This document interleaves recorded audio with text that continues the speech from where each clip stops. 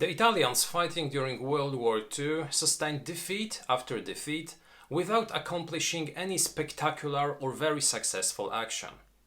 Do you really believe it? If you do, take a look at this video, you'll change your mind.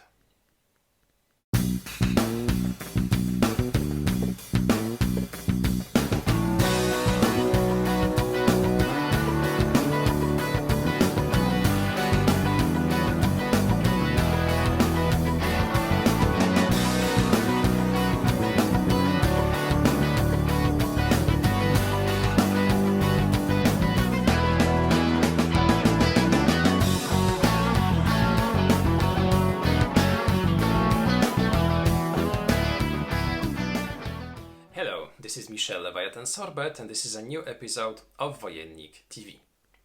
As I said at the beginning of this video, when we think of World War II and of the Italian involvement in this conflict, we often think that Italians were defeated each time they fought, that they had absolutely no successes. But in fact, when we take a closer look at the achievements of the Italian forces, we can find some really spectacular actions. Many of those actions were made by special forces and especially by the 10th Mass Flotilla. And today a game covering the feats of this elite unit. This will be the review of By Stealth and Sea, a game published in 2020 by Dan Verssen Games. The game was launched on Kickstarter and its objective was to gather $20,000. At the end, the campaign closed with nearly $36,000, thanks to which the game was published with additional content and with mounted maps. In fact, 3 of them, depicting 3 of the main or the most important ports used by the Royal Navy in the Mediterranean during the Second World War. So, Gibraltar, Alexandria and Algiers. The game was designed by David Thompson, the author of Undaunted, Normandy, Castle Eater or Pavlov's House, and recently also the author of Soldiers in Postmen's Uniforms. Its co-author was Nicola Saghini, an Italian who is extremely interested in this part of the war and in the 10th Mass Flotilla. Now, the 10th Mass Flotilla was an interesting unit, a specialized and elite unit, which was a unit composed of frogmen using midget submarines or other types of weaponry or vessels, and their objective was to attack Allied vessels in Allied harbors. So their objective was to infiltrate those harbors and to lay explosives underneath those ships in order to destroy them. During the war, they made several sorties, they made several actions, and they managed, for instance, to severely damage the Queen Elizabeth battleship or the Valliant battleship located at Alexandria at the time being. So a very interesting subject which wasn't the topic of any previous game. Today I'd like to show you how this game works, and at the end I'd like to give you my final thoughts and my final recommendation. So let's start, and let's now take a closer look at how the elements of By Stealth and Sea look. Here is By Stealth and Sea by Dan Verssen Games, prepared to play a new game. Now, at first let's take a brief look at the components that we will be using. As you can see here, we have one of the 3 ports which can be attacked by the Italian forces during this game. This will be the Alexandria port. But because the game is meant to be a game which represents all the major missions made by the Italian frogmen during World War II, it has 3 different maps depicting 3 different ports: Alexandria, Gibraltar and Algiers. And those 3 can be used, and those 3 are very different one from another.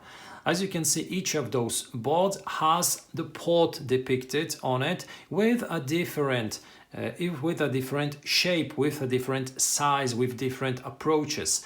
So it makes each scenario and each game very different one from another.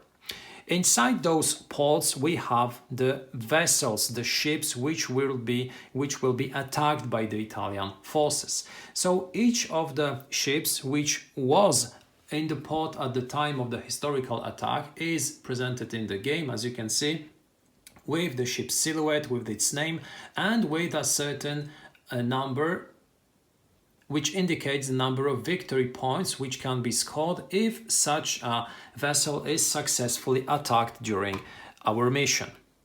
Now, the number of those vessels varies from one scenario to another, and the number of points that those vessels grant also is very different, from 1 point for a small cargo ship up to even 10 points for a battleship, such as, for instance, the Queen Elizabeth.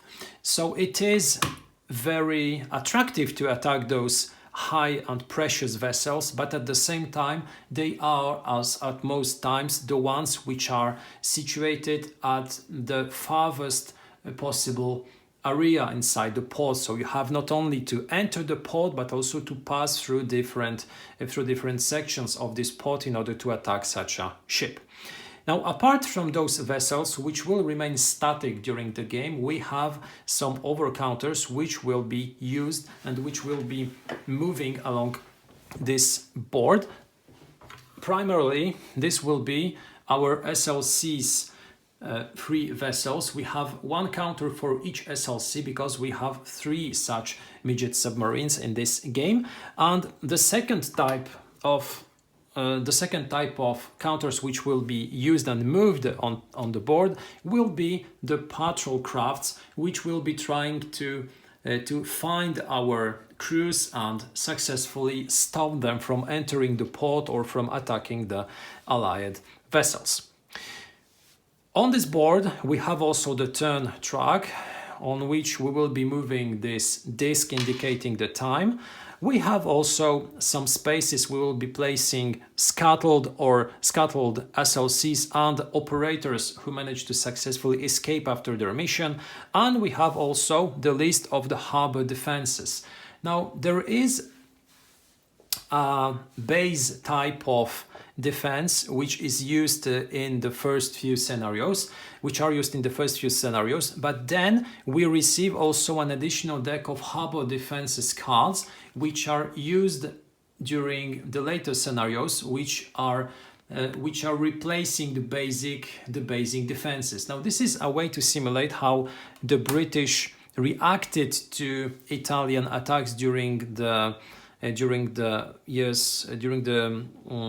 different missions during the war, because their defenses evolved. They adapted some new countermeasures in order to forbid the Italians entering the ports and successfully attacking their vessels. So, for instance, we start the game with patrol crafts attacking at 7+ when surfaced, and submerged SLCs will be hit at 10+. But if we use this additional defense level card, as you can see, the attacks will be successful from 6 onwards and with 9 onwards when submerged.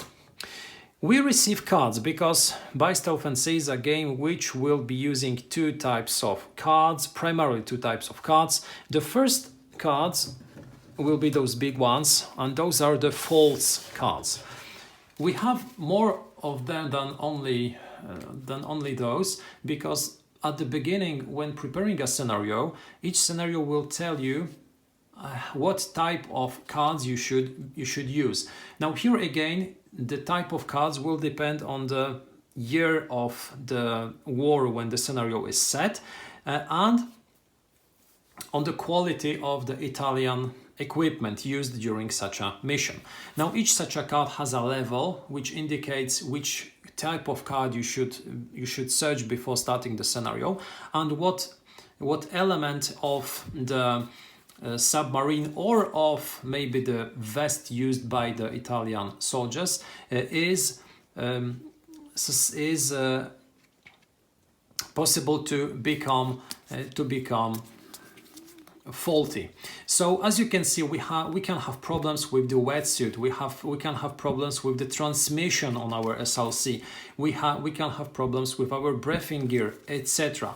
Each such a card has a description concerning which part of our submarine it concerns, and it has also a repair check value, which tells us how much we have to roll on our die when making a repair test to avoid this problem, this technical fault. If we manage to avoid such a technical failure, this card is discarded. But if it is unsuccessful, it is attached at most times to our submarine. I'll explain it.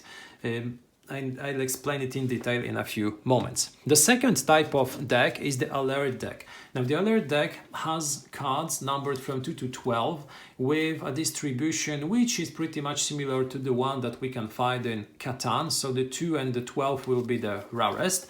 And the 12 is also a special card because it will trigger a reshuffle of the discard pile. But first we have to also remove the weakest cards from the discard pile, which means that after 1, 2 or 3 reshuffles, the deck will become significantly more dangerous for our Italian soldiers because the cards located inside this deck will be the highest ones, not the cards from 2 to 6. Why is it so important? You'll see in a few moments also. Now, when preparing the game, we also have to prepare our SLCs. We have 3 of them. As I said earlier, each of them has their own distinctive marker. But apart from it, we have also 3 SLC boards, which we prepare at the game's start. Each SLC has their own crew, and as you can see, each crew has 2 soldiers with distinctive names, with pictures which were found in the archives and used in this game. Each crew has also a certain number of action points or of special abilities which will grant them additional levels of some capacities. It has also an information in which scenario such a crew is used. Those cards are double-sided because the base state of a crew is okay, is fully operable, whereas the reverse side is a stunned crew, which, as you can see, has only 1 action point. In general, a crew which is successfully attacked by the opponent becomes stunned. A stunned crew which is once more attacked by the opponent is killed and removed from the game. Each board has also a certain number of spaces on which we will be placing markers or discs. As you can see, here we have 4 types of capacities of stats, which will be the pilot, ops, repair and stamina capacities. And the base stat is 1, which means that when making a test requiring to use such a capacity, we will be using 1 6-sided die and we have to obtain the result needed. If a crew is especially trained in a sector, it has a higher capacity, we receive a special token which indicates that when making a test requiring such a capacity, we will be using the corresponding number of dice, and then we have a higher chance of obtaining at least 1 success. We have also discs of 3 different colors. The white ones will be used on the briefing gear, and those can be used in 2 ways. Firstly, before a die roll, we can discard such a disc in order to obtain a +1 modifier to the roll. Secondly, after rolling the dice, we can discard such a token in order to re-roll all the dice rolled. So it is a way to avoid extremely bad results and to be used at crucial tests when we absolutely want to succeed. The blue discs are placed on the wetsuit, on the transmission, ballast tank and battery, and those can be removed from those spaces due to fault cards. As you can see here, we have a warhead fault, but here we have an SLC ballast tank fault, which would be placed beneath the SLC. If the repair check was to be unsuccessful, it would remove such a disc from the SLC and it would be placed onto the card. What does it cause? Well, as you can see, as far as such a disk is removed from this space, your submarine can be only surfaced. If we lose a disk from the transmission, we cannot use the full move action, and if we lose both disks from our battery space, our SLC is totally immobilized. It cannot move. It's game over for such an SLC. So those disks are important in terms of making our SLC fully operative. If we lose some disks, if they are located onto the fault cards, that means that our SLC is reduced in some way. Finally, the red disk is the warhead disk, which will be used in order to destroy the opposing vessels, because in general our objective will be to approach an enemy vessel with one of our SLCs, to enter its hex, to detach our warhead from the SLC, and to attach it to the target vessel. Finally, detonating it and destroying it, scoring a number of victory points indicated on the counter. So this will be our objective. How a turn of by Stealth and Sea works. The game is played in a certain number of turns, which, as you can see, are tracked on this time track. The game ends when the time has ended, or when all the SLCs were destroyed or scuttled. Because in general, our objective will be, as I said a few moments ago, to destroy enemy vessels. Each SLC will have one warhead, so we will have to choose one of the targets. Sometimes we'll go for a hard target, sometimes we'll choose an easy target. It depends on the situation, on our strategy. But if we manage to detach the warhead, to attack an enemy vessel and destroy it, we have also to try to scuttle our SLC in order to avoid to let it be captured by the opponents, and also we have to try to escape with our crew. If we manage to do so, we score additional points, because at the game's end we will calculate the number of points acquired from destroyed vessels and from successfully scuttled SLCs and for successfully escaped crews. Each scuttled SLC and each crew who managed to escape grants us one additional victory point. Now, the first thing which we do during a turn is to check for faults. Before the game starts, we have a special turn, which is a special phase, which is placed and resolved only once during the entire game. This is the forward positioning phase.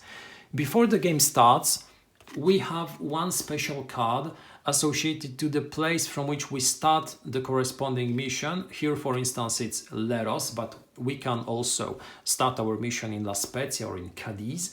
And such a card will tell us always how much special fault cards we have to check for each SLC before beginning the mission, which means that when checking for such faults, we have to draw one card or two cards even sometimes for each SLC and check if we had any mechanical issues. Now, this is a special phase. Then, after playing it once, we omit it during each and every turn. But that doesn't mean that we won't be having any mechanical problems, because the first phase of a standard turn is the fault check phase. Now, in contrast to the forward positioning phase, we won't be drawing a card for each of our crews. We will be randomly determining which crew has a mechanical problem. We have a special six-sided die with two ones, two twos and two threes, and this will indicate the crew which has a mechanical problem. Then we pass to the SLC phase. Now, this is the heart of the game, during which we will be activating our SLCs and spending action points in order to approach the port and to attack enemy vessels.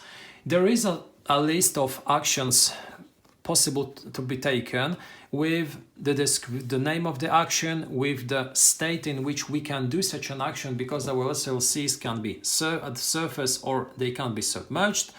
The cost indicated in action points, which as you can see can be 1 or 2 action points. Then the check value, the skill which has to be checked in order to verify if the action was successful, and the description of the action. Now, as you can see, most actions can be done both by paying 1 as well as 2 action points. If we spend 2 action points, the action is automatically successful. But if we decide to spend only 1 action point, we have to make a check using the stat and rolling a certain number of dice and trying to obtain the result indicated. Now, why would we want to risk and try to test if we can succeed immediately? Well, the reason is because time goes very quickly in this game, and if we spend 2 action points each turn, the game will be soon over and we still won't be even near the entrance of the port. We have to take some risks and we have to spend sometimes 1 action point in order to try to accomplish something, but before checking if we did by making a die roll. Now, the list of actions at first glance seems to be very complicated, but in fact those actions are very easy.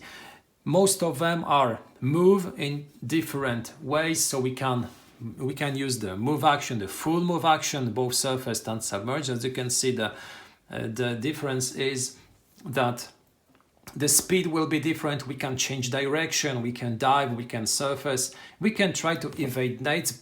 This is a special action which we have to take when entering the port. We can try to repair technical issues, we can detach the warhead, attach the warhead, we can attack from the SLC, we can finally try to scuttle the SLC and escape, which is the last thing done by each crew.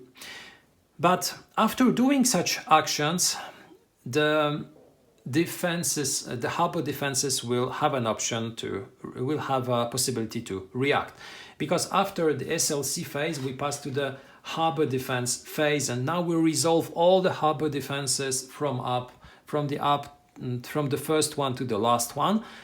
And during those actions, at most times the opponents will try to detect our SLCs, and if detected they will try to attack them. The first action is the searchlight action, which, as you can see, requires us to make a test for each SLC. Each surfaced SLC will be detected on a 9+ result, submerged on an 11+ result. Such a test is made by drawing a card from the alert deck and by comparing the result to the required number. So here the 9 would mean that if a crew for which we have drawn this card was submerged, it wouldn't be detected, but if it was a surfaced crew, it would be detected and it would receive a special yellow disc. Now, this yellow disc means that such a crew can be successfully attacked by a patrol craft, which will also appear on the board during one of the later phases, because we have a phase during which it's the patrol crafts who try to spot the SLCs, and if they manage to spot an SLC, they will be placed onto the board, and after moving, if they are on the same hex that our SLC, they will attack. Attacks are resolved in the same way. We draw a card from the alert deck and we verify if the result corresponds to the number indicated on the patrol craft attack card. The first hit makes the crew stun, the second one, as I explained earlier, kills the crew and our SLC is removed from the game. An SLC can lose its detected status by diving and moving. Each time such a SLC is submerged and moves, it becomes undetected, the disk is removed. But then during the next phases, next turns, it can once again become detected and attacked by a patrol craft. At the end of the turn, we have a cleanup phase during which we remove the patrol crafts that are 4 or more hexes away from all SLCs. we advance the time token, and we continue a new turn. Now those defenses, as I explained earlier, are played from the first one to the last one. Those are searchlights, those are patrol crafts, those are shore-based mortars, anti-torpedo nets. Sometimes some defense systems will not be present during a scenario. For instance, the shore-based mortar is not present in this mission. Sometimes in the later scenarios it will make its entrance, and it will also be trying to attack. Our SLCs. In general, those are all the basic rules, and those are all the major rules of by stealth and sea. At the end of the scenario, we count the victory points, and we can compare them both to the historical result, because each mission has a historical outcome counted in victory points. We can compare the number of victory points that we scored to this historical result, and we can also compare them to a benchmark which is inside the rulebook, telling us if our score is something that we should treat as a victory, or maybe if this was a total failure. Now let me share with you my thoughts about this game. I'd like to explain you what I think about it, what I think are its strong, but also what are its weaker points. When By Stealth and Sea was published on Kickstarter, I instantly backed it, because I love games which are about interesting topics which weren't very often or even once used in wargaming. I do not know of any other game covering this extremely interesting subject, and thanks to this project, thanks to this game, now I know a lot more about this elite unit which the 10th Mass Flotilla was. So from this point of view, the first and pretty obvious strong point of this game is the fact that this is a game about an extremely interesting topic, a topic which wasn't absolutely used before in wargaming. And it is always nice to see such games. It is always nice to see new projects which cover such interesting historical events. The second thing is that due to the fact that the game was published thanks to a successful Kickstarter campaign, the players received a lot more components, or better quality of those components, than it would be if this game was published in the standard way without this project on Kickstarter. So we can say a lot of things about Kickstarter, about how it changed the gaming society, about how games are published nowadays. But from the point of view of a gamer, and when talking about this project, I must say that this is a positive aspect of Kickstarter, because it enabled to receive a lot of more content by the players. We have 3 separate maps which represent Alexandria, Gibraltar and Algiers, and it is possible only thanks to this successful campaign. Without this campaign, we wouldn't have received 3 maps, but less. So we have also a lot of counters, and all of those components are of a high quality. I extremely enjoyed the rulebook because it is an extremely well written rulebook depicting all the information that you need in order to play. Now don't get me wrong, By Stealth and Sea is a very simple game to play. It's a game simple to learn, to explain, and very fast, very quick to play, because you can easily play a game in under 30 minutes. But I have already seen some rulebooks written also for quite easy games which are extremely complicated. Here it's not the case, the rules are pretty straightforward, but they are very well written, with some examples, with some graphical explanations, so this is a very high quality rulebook. The same concerns the scenario book, in which not only you have the graphical depiction of how the game should be set, you have also the description point by point what you should prepare. And that's fine, because preparing the game takes you sometimes a comparable amount of time than playing. So this is an interesting thing. You can easily complete an entire game in somewhere 30 minutes, but sometimes preparing this game will take you another 15 minutes because you have to find the correct counters, you have to prepare the decks, you have to set your teams, etc. When we speak of counters, we have quite a lot of counters, but at the same time, most of those counters are vessel counters, are ship counters, which will be static on the board. We will be using only a certain amount of those counters, and when preparing a scenario, you will have to find those corresponding counters. But then, from the gameplay perspective, the fact that you have, for instance, ORP Błyskawica on the board or HMS Vampire has absolutely no impact on gameplay. You can very easily grab a counter of your choice which has the same victory points value and place it onto the board. The game will still work absolutely the same way. Of course, the scenario will not be historically accurate, but from the gaming perspective, your experience will be the same. So if you want to speed up setup, which might be problematic from time to time, just grab a ship which has the same victory points value, and you can play faster. Now, when we talk about strong points of this game, I have already said a few words about the quality of the components. But another thing which is related to the topic, to the subject, is the fact that the game has mechanics which are very well linked to the subject, to the theme.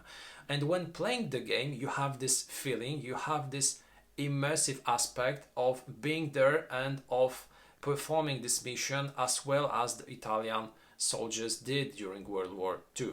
So we have the diving actions, we have the problems concerning the technological aspect of those torpedo boats. We have a dedicated deck from which we will be drawing cards and verifying each turn which crew has what type of mechanical issue. So we have a lot of things which make this game climatic, which increase the feeling, which make you feel like playing a game about the 10th Mass Flotilla and not something else. Everything is extremely well linked together, and I always enjoy such projects and such games in which you play a game and feel its theme. Here it's absolutely in place. Chapeau bas, David Thompson, Nicolas Saggini, you did a wonderful job in this sector. What I really enjoy also is the fact that we receive a lot of different scenarios and a campaign mode enabling you to play through those scenarios.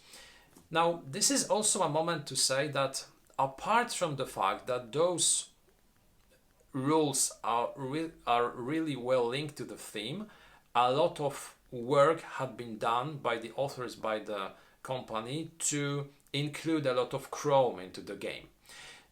What I especially enjoy is the fact that we have historical pictures of all the operators present in the game. We have not only the names but also their pictures. So it is again a thing which increases the theme, which increases the climate of this game, and I really enjoy it. It's a great addition. At the same time, it shows how much work had been done when preparing this game.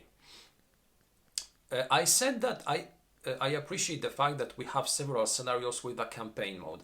Now, this is also a thing which increases the replay value of this title, because if you play several times the same scenario, you will feel that the game seems to be repetitive. Why? Well, because in each scenario you will have only a limited number of approach routes to the port. You'll have 2 entrances at most, and at most times you will choose to split your teams in order not to make them act as a group because they will be quite an easy target if detected.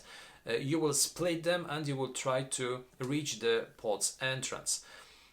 But again, when we take a look at the victory conditions, we can see that in each scenario there is only a certain amount of points which can be scored, which is the absolute maximum. This maximum will be 3 ships, the value of 3 ships that you sink, or 6 if you use the double warhead.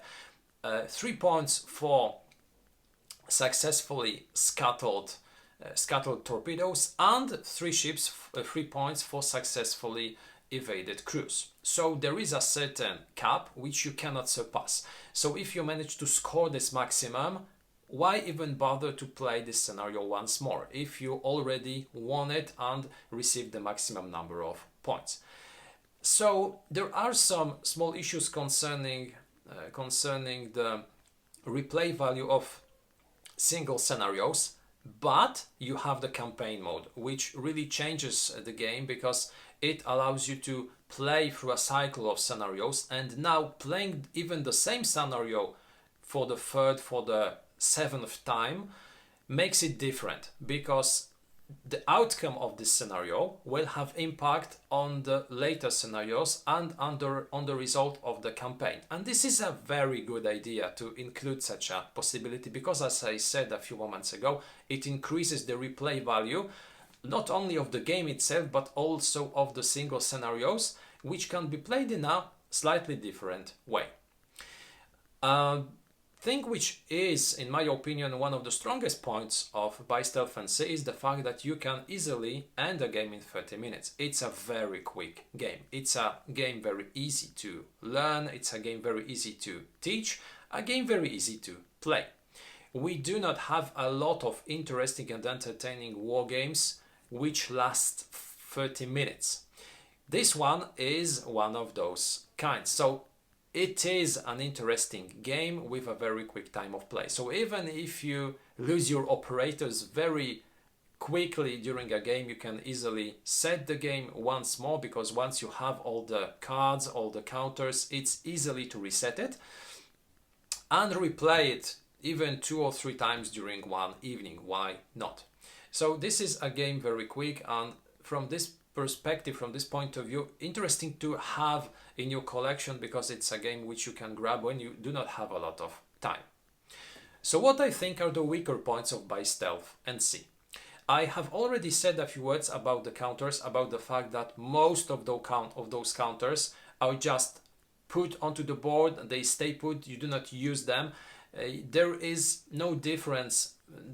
You do not make the difference between fully successful and partly successful attacks on warships, because there is only one outcome, a successful attack. You do not judge this success. You do not make any difference between sunk or heavily damaged ships. You always score the maximum number of points depicted on the counter. And again, you use only some of those counters, which has no impact on gameplay. The second thing, which in my opinion is the weakest point of Buy Stealth and See, is the randomness of the majority of the mechanics used. Because not only you will be randomly drawing cards concerning mechanical issues, technical issues, you'll not only draw randomly cards from the alert deck, you'll decide of a lot of things randomly by rolling dice. And here I must say that you still have the possibility of, for instance, using your 2 action points in order to avoid this dice rolling. But even so, if you do, you lose speed in order to try to approach the port and to successfully attack, because in this game timing is very important. You have to approach the port quite quickly in order to avoid drawing very high cards from the alert deck. And in my opinion, the dice are not the biggest issue in this game. It's the alert deck, because the alert deck is constructed in such a way that you have the results from 2 to 12, just like in Catan. It's the probability which determines the number of cards of each value in the deck. But the fact that you have to reshuffle this deck and at the same time remove all the cards with a value of 6 or less from the deck, from the discard pile, when you draw the 12th card, makes the game or very difficult or even extremely difficult to play, or it makes it easier. And it's only based on luck, because when, for instance, you begin the scenario and you draw very low cards at the beginning, you'll have a very easy access to the port. You'll have quite peaceful travel up to the port. But then ultimately, when you want to draw low cards from the deck, you won't have any, because the 12 will appear, and because it appears late, it will remove almost all the weak cards from the deck, making you draw only high cards when you are inside the harbor, making the game extremely difficult, or sometimes even impossible to win. At other times, you will be drawing the 12 very quickly at the game's start, and additionally you will be drawing it only after drawing high results from the deck, but not high enough in order to detect you or in order to make patrol boats attack you. So the deck will still be quite big at the moment you enter the port, and you will still have a chance of drawing lower cards, and you will still be able to approach the most precious targets inside the harbor. But is it based on your decisions? Totally not. It's only based on luck and on the randomness of the place where the 12th card is in the deck. So in my opinion, this is an issue. Additionally, we have other random elements, such as I said, a lot of dice rolling, drawing cards from the deck concerning mechanical issues is also very random. Sure, you have the reroll mechanic, which allows you to reroll some dice, but sometimes it's not enough. It makes you feel that the game has beaten you because you had bad luck and not because you made some decisions which had impact on the final result. Fortunately, the game is, as I said earlier, very quick. So even if you get blasted in 15 or 20 minutes, you can reset the game and start once more. But it might be a frustrating experience, especially when playing the campaign, because in the campaign you expect to plan something ahead. You want to preserve your most precious crews. You want to receive. You want to feel that the final outcome was based on your decisions and not only by bad luck. Of course, we might say this is a way to simulate how things went, because sometimes it was just pure luck. If you had a mechanical failure, if you managed to find the target, if you were spotted by a patrol boat.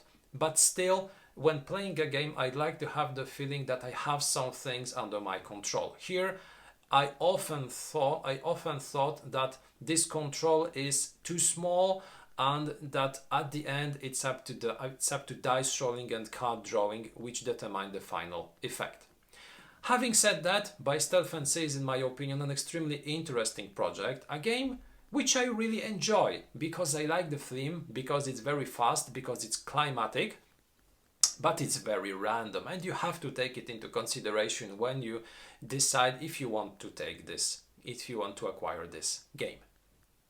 This was the review of By Stealth and Sea, published in 2020 by Dan Verssen Games. Thank you a lot for watching this video. I invite you also to take a look at our other reviews in English. Take also a look at our Facebook and Instagram accounts. And if you want to support Wojennik TV, you can become one of our patrons. Just take a look at our Patronite account. You will find the link to it in the description of this movie. Have a fantastic day and see you next time.